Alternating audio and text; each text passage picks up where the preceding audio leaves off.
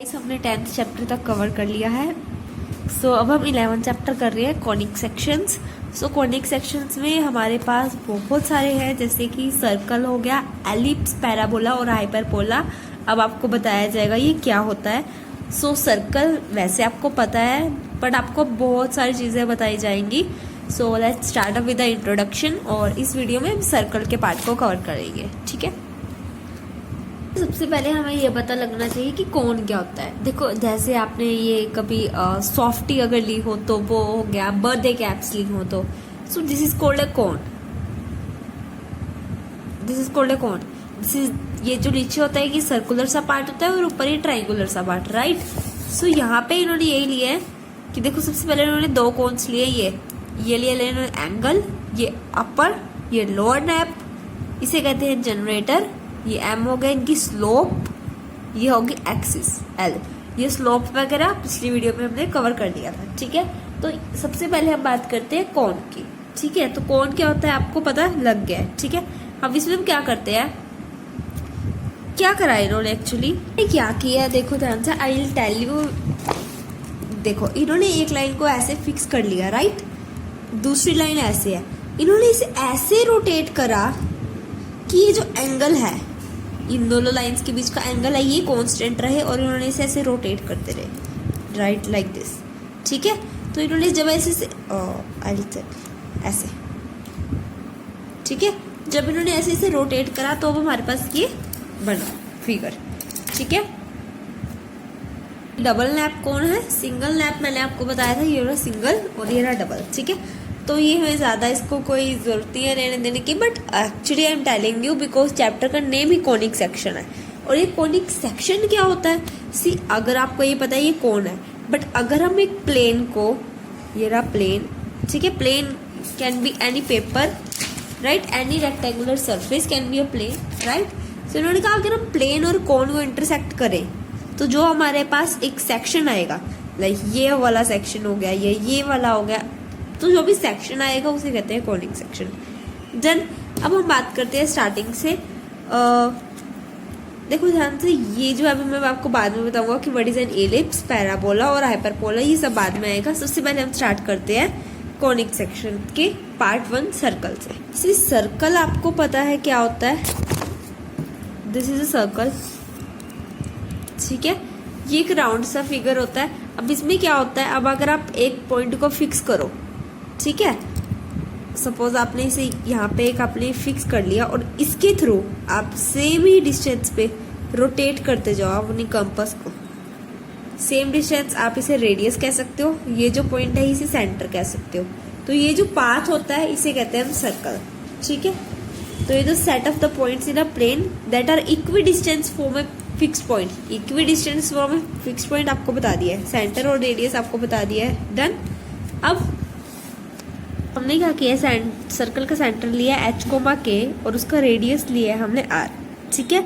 अब क्या करा इन्होंने, सर्कल का जो सेंटर है वो दे दिया है h,k, और इसका जो ये पॉइंट है, any point on the circumference, वो दे दिया हमने x, y। देखो जो इसका रेडियस है, ये डिस्टेंस है, यू कैन से cp का मोड है, राइट। तो डिस्टेंस के लो चाहे मोड ले लो, डिस्टेंस का फॉर्मूला आपको याद होगा, √x2 - x1 का स्क्वायर प्लस y2 - y1 का स्क्वायर। यहाँ से आपके पास आती है सर्कल की एक इक्वेशन, ठीक है, standard equation of the circle. Equation of circle with the centre और रेडियस दे रखा है आपको, ये रहा रेडियस और ये रहा सेंटर दे रखा है। सिंपल इक्वेशन आ जाएगी, सेंटर और रेडियस दे रखा है, बस वैल्यूज पुट करनी है आपने और कुछ नहीं करना।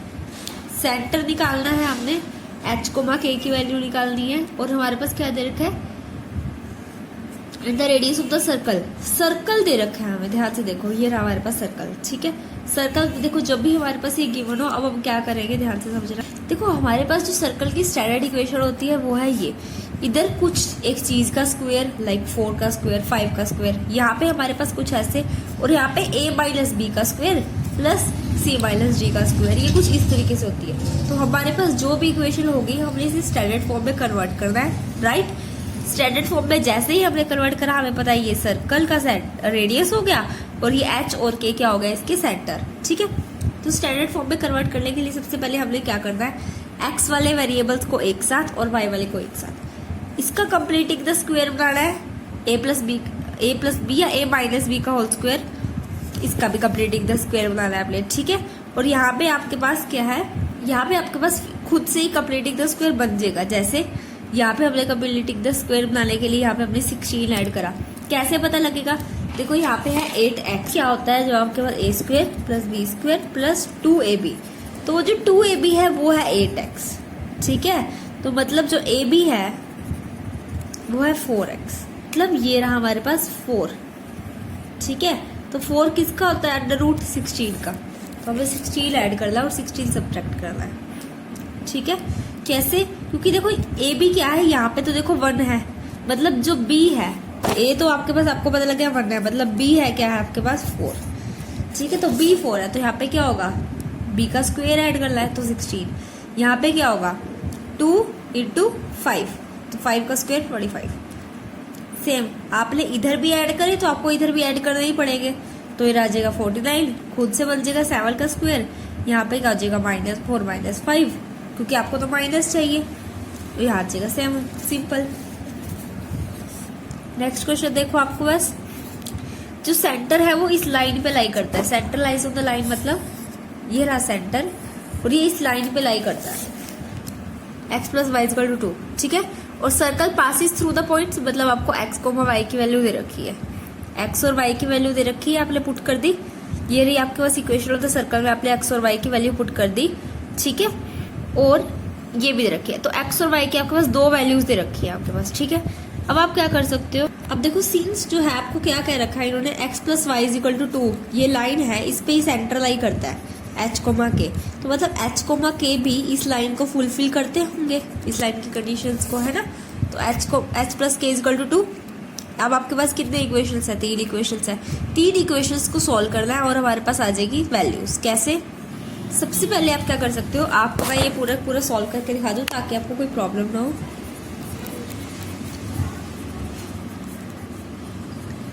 ये था आपके पास, तो इसको आप सबसे पहले इसका ब्रैकेट ओपन कर सकते हो,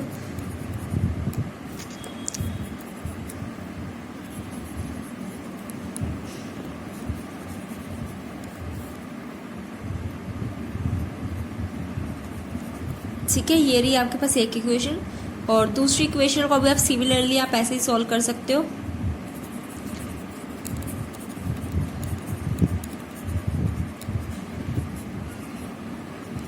अब आप क्या करो, दोनों को सब्ट्रैक्ट कर दो, ठीक है। क्यों, क्योंकि आपके पास देखो इजी हो जाएगा। कैसे, देखो ध्यान से, मैं इस इक्वेशन में से इस इक्वेशन को सब्ट्रैक्ट करती हूँ, h² से h² कैंसिल,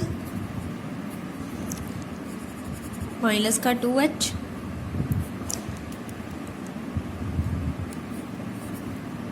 k² से k² कैंसिल, 5 और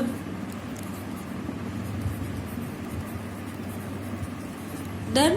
अब h + k कितना है आपके पास 2, तो k की वैल्यू या h की वैल्यू पुट कर दो 2 - k,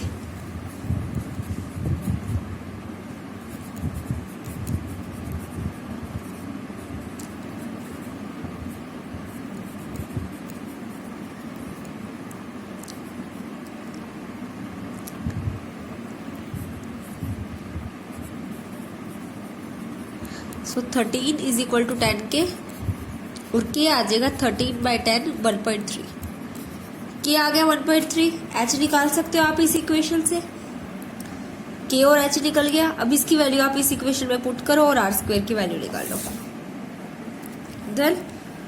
अब आगे देखो आप एक्सरसाइज फटाफट से, इसमें इन्होंने क्या कर रखा है, रेडियस और सेंटर दे रखा है, निकाल सकते हो आप इजीली।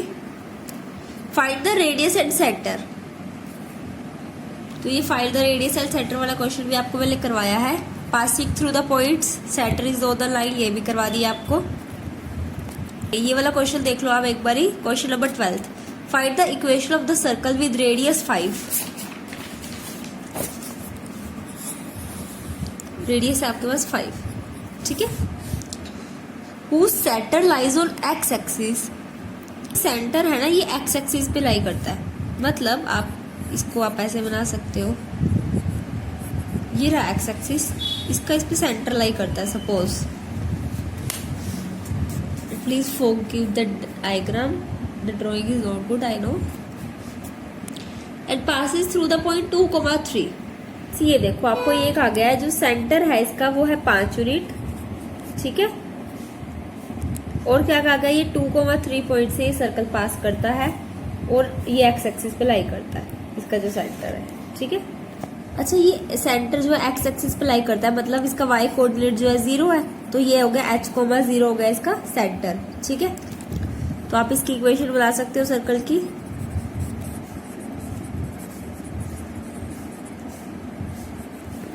ठीक है, आप इसको सॉल्व करके ऐसा भी लिख सकते हो। अब ये देखो जो ये इक्वेशन, ये जो सर्कल है वो 2,3 पॉइंट से भी पास करता है, ठीक है। तो आप x और y की जगह 2,3 डाल सकते हो आप, ठीक है। तो आपके पास एट दैट h और देखो ध्यान से आप इसलिए वैल्यू डाल दो।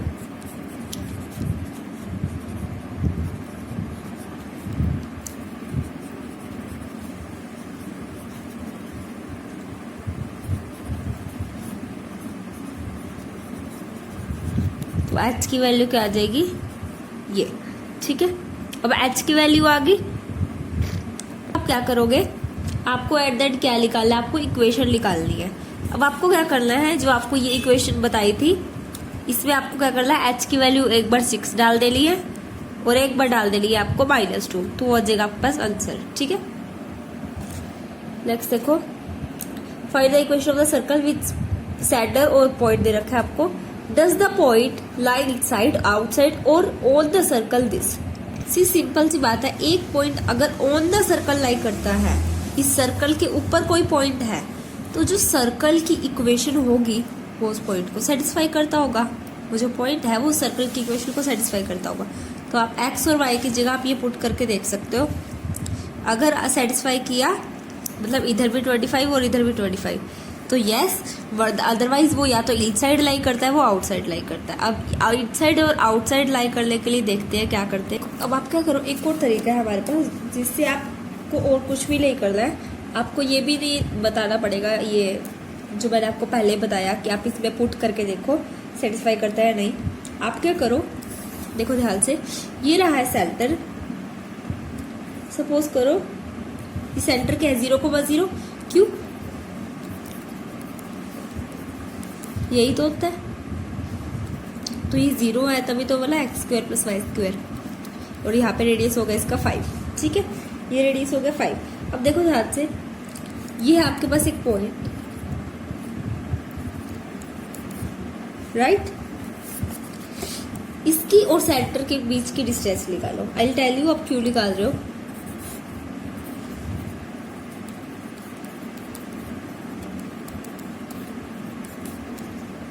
वो आपके पास ये आएगा अप्रोक्सीमेट, और इसका आएगा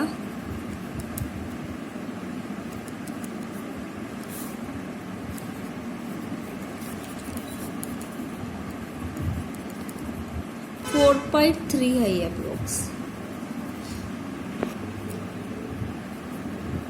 may be I will check it, yes ये 4.3 अप्रोक्स है।